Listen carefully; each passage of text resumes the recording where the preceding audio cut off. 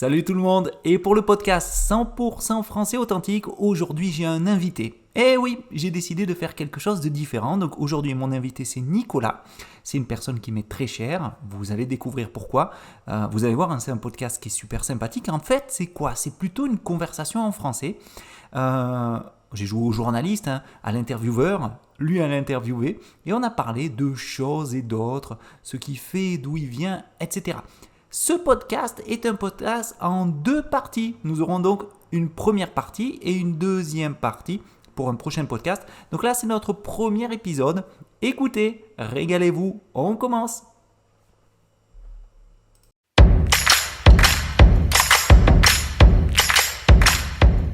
Podcast 100% français authentique, un podcast pensé spécialement pour les étudiants de français qui veulent avoir un contact avec du vrai français, fait par un français. Eric Langon, c'est moi, professeur de français au Brésil. L'idée, c'est de vous parler 100% en français et de vous présenter ou de vous expliquer un fait d'actualité en français, une curiosité en français ou une chose qui me tient à cœur en français. C'est parti!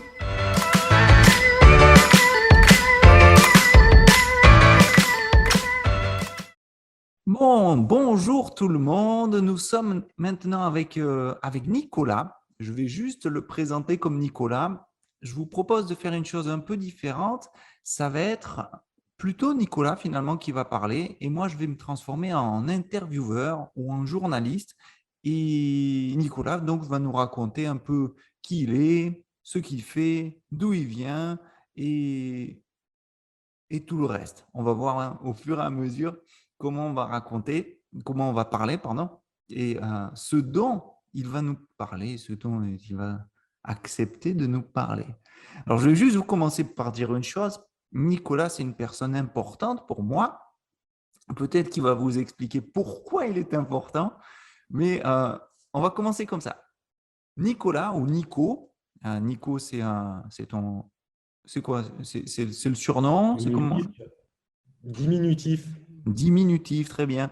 Alors Nicolas, est-ce que tu peux te présenter, nous dire qui tu es, où tu habites, ce que tu fais? Dis-nous ce que tu veux. Donc bonjour à tous. Donc je m'appelle Nicolas. J'ai 36 ans. Je vis à Mulhouse. Donc c'est une des plus grandes villes du Haut-Rhin, donc dans la région Alsace, qui se situe à l'est de la France, Mhm. proche des frontières avec l'Allemagne et la Suisse. C'est juste à côté d'Avignon? Pas vraiment. Non, non. On est à 600 kilomètres au nord-est d'Avignon. Ouais, ouais, donc c'est un peu plus loin. Et, alors, je parle d'Avignon parce que je sais que même si les personnes ne l'entendent pas forcément, euh, toi, à l'origine, tu es de l'Alsace ou tu es d'une autre région? Alors non, je viens de Provence, je viens d'Avignon justement, et voilà, j'ai changé de région pour des raisons professionnelles, et du coup, voilà, aujourd'hui, je suis à 600 kilomètres, donc dans une autre région qui est totalement différente de ce qu'on peut connaître dans le sud de la France. Moins de Exactement. soleil, plus de froid, un Ouais, hiver un peu plus rigoureux, mais voilà, le charme d'une autre région française. ouais. Alors, vous allez voir, hein, moi, j'adore Nicolas parce que Nicolas, il est politiquement très correct. Il nous a dit hein, un hiver un petit peu plus rigoureux, une région charmante. Voilà le politiquement correct à l'état pur. Bon, euh, Nico, est-ce que tu as des frères? Est-ce que tu as des sœurs? Alors, j'ai une sœur qui vit à Lille, donc encore plus au nord que là où j'habite. Et j'ai deux frères, un qui est dans le sud de la France, donc pas loin d'Avignon, et un autre qui est en Australie. Voilà, Assez loin. assez loin du coup, hein. Bon, et alors dis-nous, tu as fait des études, tu n'as pas fait d'études, tu travailles pas. Alors, en effet, j'ai fait des études. Donc, pendant plusieurs années, j'ai fait une fac de droit. J'ai ensuite repris mes études après une petite pause professionnelle où j'ai découvert quelques métiers pour faire de la paye. Et aujourd'hui, j'ai Alors, est-ce que un tu peux juste poste. nous expliquer, parce que Oui. je ne suis pas sûr que tout le monde sache ce que c'est. C'est quoi la paye? Donc, alors, les métiers liés à la paye, en fait, ben, c'est justement, en fait, lorsqu'on travaille, à la fin du mois, on touche un salaire. Et du coup, le métier de gestionnaire paye, c'est ben, de faire les payes, donc de calculer les payes et les cotisations salariales et patronales, voilà, que l'on reverse aux organismes de protection sociale, qui Mhm. permettent après d'avoir des droits au niveau de la retraite, de l'assurance maladie, voilà, de différentes couvertures pour le bien des salariés. Ouais, super. Donc, tu travailles, j'imagine, bon, moi je sais, mais tu travailles dans une société qui est importante, c'est une toute petite entreprise. C'est quoi? Alors non, je travaille dans une très grosse entreprise donc du Haut-Rhin, du département. On est le deuxième plus grand employeur après Peugeot. Waouh! Donc sur juste le Haut-Rhin, on est à plus de 2500 salariés et le réseau dans lequel je travaille, c'est quasiment 5000 salariés. C'est Et énorme. donc, c'est énorme, oui, c'est énorme. Bon, réparti sur voilà, un grand territoire quand même sur tout l'est de la France. Mais c'est vrai que c'est énormément de salariés. Donc, dans le secteur du médico-social, hein, dans l'aide à la personne, l'aide à domicile, et on a des maisons de retraite, voilà, on s'occupe de toutes les personnes âgées et ou dépendantes pour voilà, leur assurer un cadre de vie décent, comme dit, de l'entretien du cadre de vie, donc le ménage, mais aussi des soins, soins infirmiers à domicile, des accueils de jour, tout, voilà, une offre assez complète pour, pour cette population. Ouais. Et dis-moi, tu m'as dit donc que c'est la deuxième plus grosse après ou avant Peugeot? J'ai oublié.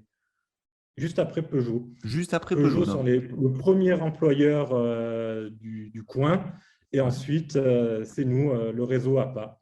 Ouais. Et donc, c'est beaucoup de monde. Et toi, tu es la seule personne responsable des pays pour toutes ces gens, pour toutes ces personnes-là, ou il y a d'autres personnes qui ont le même poste que toi? Non, non, nous, on est tout un service. On est pour le service paye et administration du personnel, on est 13 salariés. Donc, responsables, adjoints, assistantes et gestionnaires paye. Voilà, on est 13 salariés pour gérer tout ce monde, sachant qu'il y a une partie des salariés qui sont voilà, gérés par les collègues qui sont voilà, dans les autres régions. Mhm, mhm. Et bon, je sais que la pandémie, hein, la Covid, a changé beaucoup de choses. C'est un travail que tu fais dans un bureau donc de ta société où tu peux te permettre de travailler chez toi en télétravail. Alors, ça a bien évolué parce que historiquement, les métiers de la paye, c'était vraiment des métiers de bureau. C'est-à-dire qu'il fallait être tout le temps là, tout le temps présent, et on avait du mal à accepter qu'un gestionnaire paye ou un assistant puisse travailler à distance. Et avec la pandémie, on n'a pas eu le choix. On a dû se mettre au télétravail et on a vu que ça a très, très bien fonctionné. Au final, on s'est aperçu qu'on était aussi performant et aussi communicant dans l'équipe Mhm. en télétravail. Donc, aujourd'hui, on a la possibilité de faire une partie en télétravail avec une présence minimum par semaine au bureau. Très bien, très bien. Mais les deux sont possibles très facilement. Ouais. Et ça a été accepté grâce aux résultats ou ça a été accepté parce que les gens ont exigé de travailler en télétravail et de faire évoluer? Alors, je pense que c'est plutôt nos responsables qui ont été à l'écoute de la satisfaction de nos collègues qui étaient vraiment contents de pouvoir être en télétravail. Et les résultats étant là, il n'y avait pas de raison de s'y opposer. Donc, on a gardé en fait cette voie de un peu de télétravail et un peu de présentiel pour, voilà, pour garder quand même en présentiel les réunions et aussi en fait, le lien dans l'équipe et avoir une certaine synergie. Mhm. Trop bien, trop bien. C'est bien de pouvoir évoluer, de faire évoluer les choses. Bon, il y a beaucoup de sociétés, beaucoup d'entreprises, beaucoup de services finalement qui ont été obligés de s'y mettre. Et je vois difficilement un retour 100% en arrière, un 100% en présentiel. Alors évidemment, ça dépend des travails, mais bon. Dis-moi, ce travail, ce job, c'est quelque chose que tu aimes bien? C'est quelque chose qui te fait te sentir bien? Ou tu voudrais, je sais pas moi, tu préférerais faire un autre genre de travail comme vendeur dans vendeur d'iPhone, tiens, par exemple, comme la sœur de Paola, ou architecte, ou je sais pas. Est-ce que c'est un job qui te plaît? Alors oui, c'est un job qui me plaît. En fait, je l'ai choisi par une première expérience où ça m'a quand même plu J'étais juste assistant paye, mais voilà, j'ai découvert quand même un métier qui était très intéressant parce que ça nécessite de la rigueur, beaucoup de technicité, d'être toujours en veille juridique sur les changements législatifs. Et on en a de nombreux en France, très récurrents, avec des changements de taux de cotisation, des changements de grille de rémunération. Voilà, on est bien lotis en France au niveau de la réglementation. Ouais. Et du coup, voilà, ça permet d'avoir voilà, comme dire, cette vivacité d'esprit, de toujours se remettre en question, de toujours s'assurer d'avoir les bonnes connaissances. Et voilà, je prends beaucoup de plaisir à faire ce métier. Après, j'ai d'autres aspirations, mais c'est vrai que je préfère rester dans un domaine lié aux ressources humaines, parce qu'aujourd'hui, la paye dépend des ressources humaines. Et oui, je compte évoluer et je vais évoluer, mais sur des missions qui restent dans les ressources humaines. Parfait, parfait. Et alors, je vais continuer sur ce sujet-là et sur les choses qui te plaisent. Euh, bon, le travail, c'est pas tout dans la vie. Le travail, ça tient une grande partie. En plus, je sais que toi, tu es une personne qui est, comme tu as dit, rigoureuse, professionnelle, qui est j'irais pas dire que tu as des tocs, mais que tu es une personne très précise.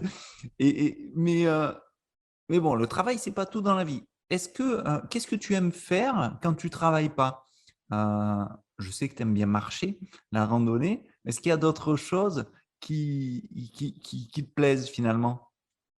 Alors, effectivement, alors, il y a la randonnée, hein, vraiment, j'adore. Hein, ça a été, je pense, ma plus grande passion depuis que je suis en Alsace. En plus, on bénéficie voilà, du massif des Vosges, qui sont des montagnes qui sont vraiment très, très jolies, pas aussi hautes que les Alpes ou les Pyrénées, mais avec un charme fou, des lacs, des forêts, des points de vue assez impressionnants, que ce soit sur la vallée du Rhin, direction l'Allemagne, ou direction la Lorraine. Et c'est vraiment, voilà, vraiment impressionnant. Et ouais, j'ai apprécié beaucoup la randonnée dans les Vosges. Et Après, tu as alors j'aime découvert bien, ça sur le tard, en fait, hein. C'est une passion presque récente, hein. C'est ça? oui, oui, oui, en fait, vraiment en arrivant en Alsace, que je me suis pris de passion pour la randonnée on va dire, en moyenne montagne, hein, parce qu'on ne va pas être sur de la grosse montagne, mais ouais, vraiment, oui, c'est assez sur le tard. Alors, j'ai toujours aimé marcher, et c'est vrai que j'étais plutôt du genre à marcher en ville, voilà, à découvrir, à me balader, mais vraiment sans grand effort physique. Alors que là, voilà, dans les Vosges, il y a quand même pas mal de côtes, et au final, c'est assez challengeant Ouais. de se voir progresser en difficulté, en nombre voilà, de mètres de dénivelé. Et la prochaine étape, c'est quoi? C'est commencer le trekking? Non, certainement pas. Je suis pas assez sportif pour ça. Non, non, voilà. Le sport s'arrêtera de la randonnée avec quand même, tant qu'il y a du plaisir, pour moi, ça va. Si c'est après, ça devient un peu de la violence. Et ça, c'est à mon niveau. Hein, et le seuil de violence, il arrive assez rapidement chez moi. Donc, non, non, je vais rester sur de la rando tranquille, de la découverte, prendre le temps de prendre des photos et admirer le paysage. Ouais, très bien, très bien. Et envoyer des photos, hein, parce que récemment, il m'a envoyé des photos. C'était des photos mortelles. Tu m'as envoyé, il y a deux photos que tu m'as montré des photos en plein hiver qui étaient magnifiques. complètement blanc avec des stalactites, des stalagmites, des sapins avec de la neige. Et une photo plus récemment en automne avec des paysages orangés, rouges, marrons. C'était juste magnifique, hein. Euh, donc voilà, donc les photos aussi un peu. Et est-ce qu'il y a d'autres choses que tu aimes bien? Alors après, ouais, une de mes passions, c'est l'écriture. En fait, voilà, je passe peut-être un peu trop de temps à écrire. Alors, pas aujourd'hui au point d'être publié, mais c'est vrai, voilà, j'aime bien écrire alors, toutes sortes de choses. Ça peut être d'essayer des petites nouvelles. Alors, je travaille sur quelque chose d'un peu plus long, mais voilà, j'ai du mal à me dégager assez de temps pour... ça demande aussi une certaine rigueur, mais surtout de consacrer un certain temps pour écrire des choses voilà, sur de la longueur, un type roman. Et Mhm. après, voilà, je peux écrire aussi sur des petits poèmes, petites poésies. Voilà, c'est vrai que c'est quelque chose qui me prend pas mal de temps et qui est très agréable parce que en Plaisant, même hein. temps, on se découvre via l'écriture, c'est qu'aussi on fait beaucoup de recherches et ça permet de se documenter sur beaucoup de choses, sur des sujets qu'on ne connaît pas et qu'on aborde par le hasard de l'écriture et en se disant, ah, mais si je veux aller plus loin sur ce sujet-là, ben, il faut que je lise, il faut que je me renseigne, il faut que je lise des articles. Et ça, c'est quand même super intéressant. Et c'est toute une vision de l'écriture que je n'avais pas à l'époque. Pour Mhm. moi, on sortait ce qu'on avait à l'intérieur et ça s'arrêtait là. Mais en fait, non, ça nous pousse à aller au-delà, vraiment d'aller chercher et ouais, se documenter très régulièrement. Et ça, c'est super. Vraiment, très Tu bel sais, exercice que l'écriture. ah ouais, non, l'écriture, euh, j'allais dire c'est une thérapie, mais c'est plus fort que ça. C'est même pas question d'une thérapie, ça permet de tout faire sortir. Mais, tu sais ce que j'allais te dire? Je sais pas si tu sais, donc je vais t'en parler. Euh, j'ai deux élèves l'an dernier avec, avec la pandémie qui ont été obligés de rester chez elles. Et un des moyens de passer le temps, etc., c'était de passer plus de temps à l'écriture. Et les deux étudiantes euh, qui se sont mis à cette activité et qui ont intensifié finalement cet effort, elles ont été publiées. Les deux, elles publient sur Amazon. Alors, ce n'est pas des livres physiques. Alors, encore que j'ai une élève qui a fait, qui a signé un partenariat avec une petite maison d'édition locale et elle a sorti un livre physique, mais les deux ont signé un accord, je ne sais pas, sur Amazon, tu peux apparemment sortir des livrets ou des e-books, ou je ne sais pas vraiment quel est le format, et qui permet de, de, de se lancer de manière plus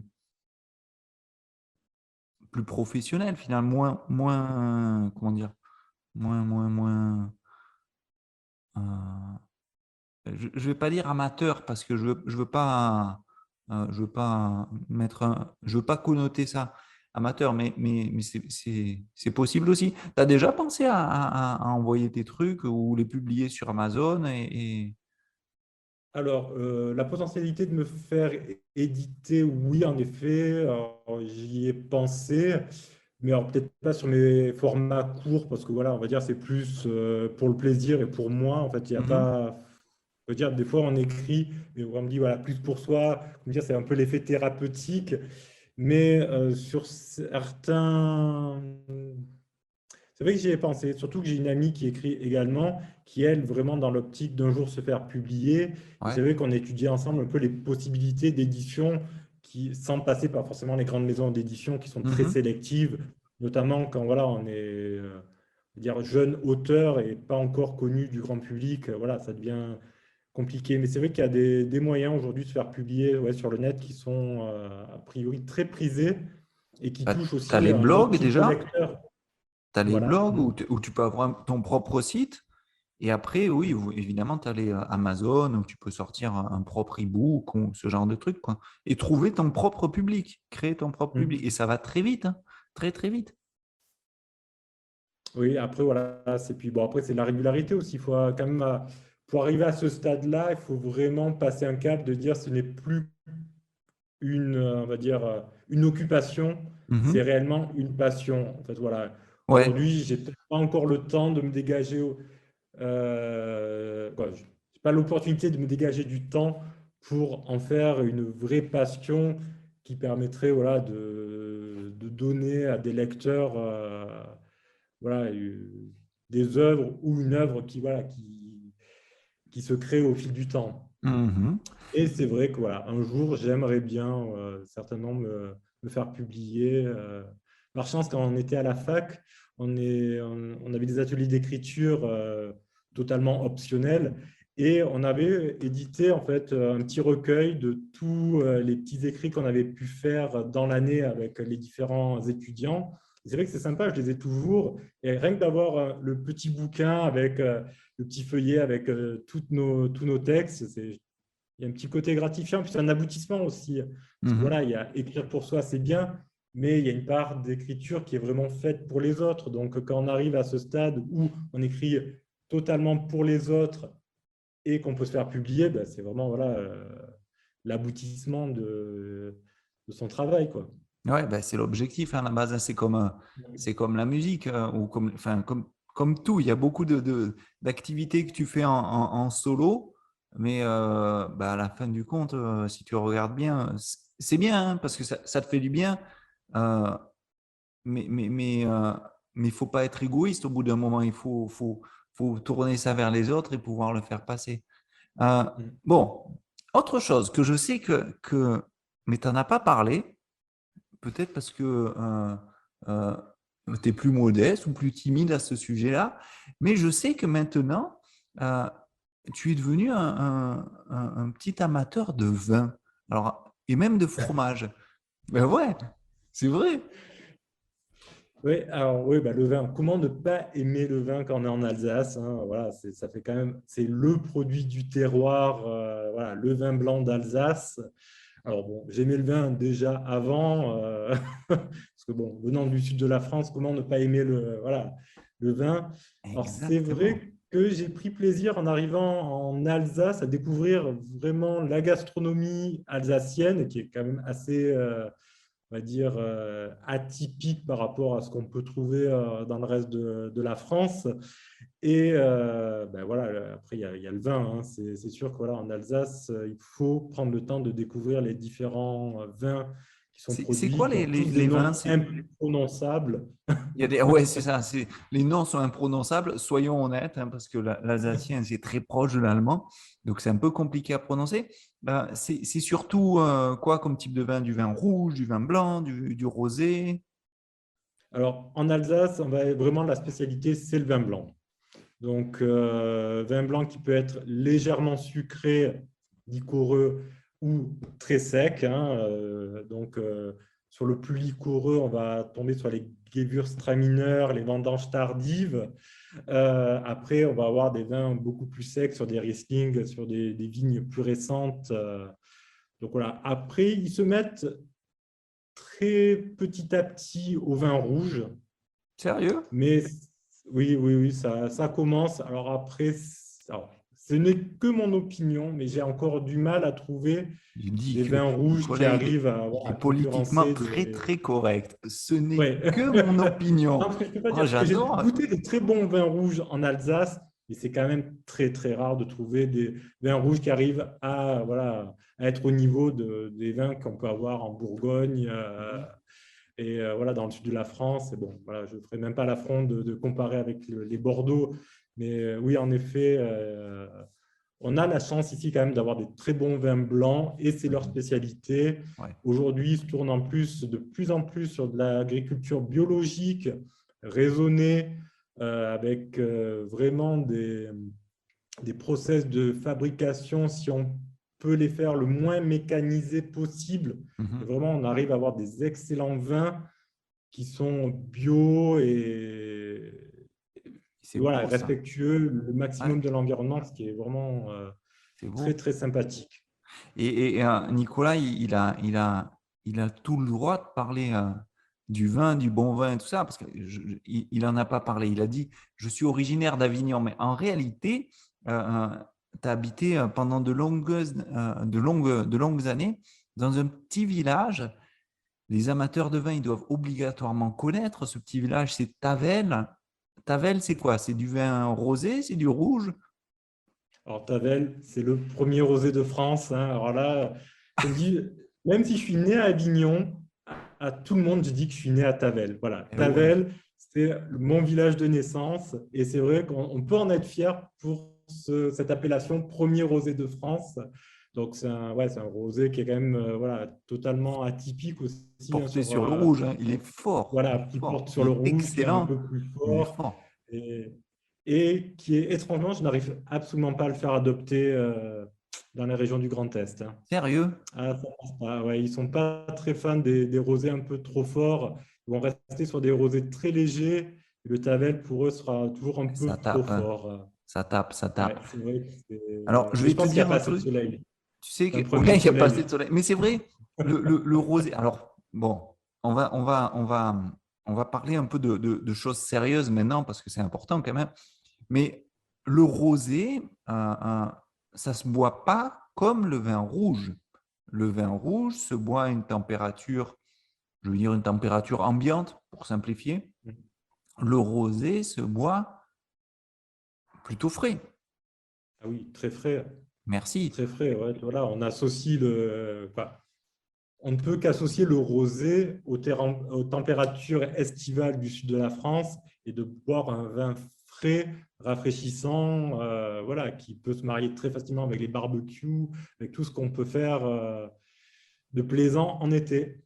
Exact, exact. Donc, un petit apéro sous le soleil, un dîner le soir sous le chant des cigales, Mm. etc., etc. Alors, le rosé, ça se boit frais. Alors, grande question, tiens, un spécialiste de Tavel, tu mets des glaçons dans ton verre ou tu ne mets pas de glaçons, toi? Ah non, je ne mets pas de glaçons. Non, non, c'est tabou, tabou. Jamais de glaçons dans le vin. Tu sais que Non, moi, non. j'en mets, mais pas dans le Tavel. Ça dépend Ah le non. vin, en fait. Ça dépend. Si c'est un petit Côte du Rhône, Alors j'investis. rosé. Moi, j'investis dans des cubes en pierre. Vraiment, s'il n'est pas assez frais, j'ai des petits cubes en pierre, mais non, je ne mettrai jamais d'eau On a dans. parlé, c'est vrai, de ça. Tu m'en as parlé l'été dernier. Mm. C'est un Bon, normalement, c'est produit. fait pour le whisky, hein. Normalement, c'est fait pour le whisky, parce que pareil, je ne mets pas d'eau dans le whisky, même si dans la pure tradition, on peut mettre un peu d'eau pour relever le goût du whisky, mais non, non, Ouais. Mais c'est vrai pas que dans le vin. normalement, donc, le rosé, ça se boit bien frais. Et on disait hein, que le Tavel, c'est un rosé qui est très fort, qui est qui est presque un rouge finalement pour la couleur. Et tu sais que au Brésil, je ne suis pas sûr que le Tavel, bon, le Tavel est connu, hein, je pense, peut-être des connaisseurs, hein, mais c'est vrai que déjà, au Brésil, les gens préfèrent ou le blanc ou le rouge. Et le rosé est encore un peu, je ne vais pas dire tabou, mais il y a beaucoup de gens qui pensent que le rosé, c'est du vin blanc, du vin rouge qui vont ensemble. Et bon, c'est un peu compliqué déjà quand on parle de ce principe-là.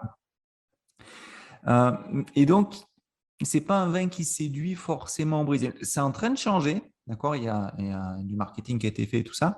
Mais c'est vrai que quand j'ai fait goûter un rosé au père de Paola à Marcio, la première fois, il n'était pas très content. Et aujourd'hui, c'est son vin préféré. Et aujourd'hui, maintenant, il apprécie même le Tavel. Parce que c'est D'accord. vraiment une ascension, hein. On va découvrir petit à petit les goûts, les trucs et tout ça, quoi.